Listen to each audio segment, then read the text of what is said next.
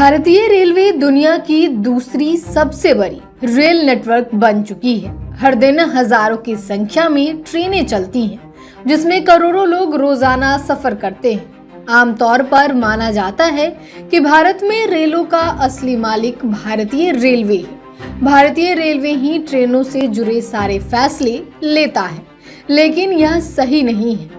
भारत में वंदे भारत एक्सप्रेस और शताब्दी एक्सप्रेस जैसी कई मशहूर प्रीमियम ट्रेनों का सीधा मालिकाना हक भारतीय रेलवे के पास नहीं है। क्या आपने कभी सोचा है कि इन शानदार ट्रेनों का असली मालिक कौन है? क्या ये किसी प्राइवेट कंपनी की है या फिर सरकार की ही संपत्ति है? आपको जानकर हैरानी होगी कि वंदे भारत और शताब्दी एक्सप्रेस जैसी ट्रेनों की मालिक भारतीय रेलवे नहीं बल्कि दूसरी कंपनी है।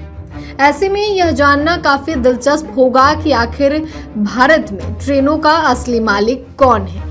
दरअसल लोगों की नजरों में भारतीय रेलवे ही ट्रेनों का मालिक नजर आता है, लेकिन इन प्रीमियम ट्रेनों का मालिकाना हक भारतीय रेलवे वित्त निगम IRFC के पास है।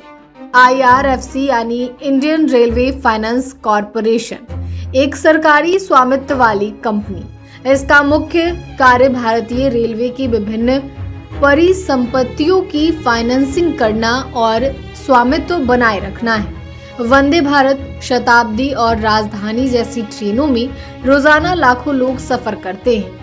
वंदे भारत और शताब्दी जैसी ट्रेनों के साथ साथ इंजन, कोच और वैगन भी IRFC के स्वामित्व में आते हैं। IRFC न केवल इन ट्रेनों और अन्य संपत्तियों का मालिक है, बल्कि इनके वित्तीय खर्चों का भी वहन करता है। इसका मतलब है कि ट्रेन बनाने से लेकर उसके परिचालन तक में जो भी बड़ी लागत आती है, उसे IRFC द्वारा फाइनेंस किया जाता है। IRFC द्वारा संचालित व्यवस्था के तहत इंजन, कोच, वैगन और कई ट्रेनें भारतीय रेलवे को लीज पर दी जाती हैं, यानी रेलवे इन संस्थानों का उपयोग करता है, लेकिन वास्तविक स्वामित्व IRFC के पास ही रहता है।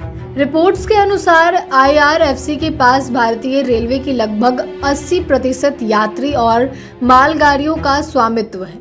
इन संपत्तियों को भारतीय रेलवे को आमतौर पर 30 साल की लीज पर दिया जाता है।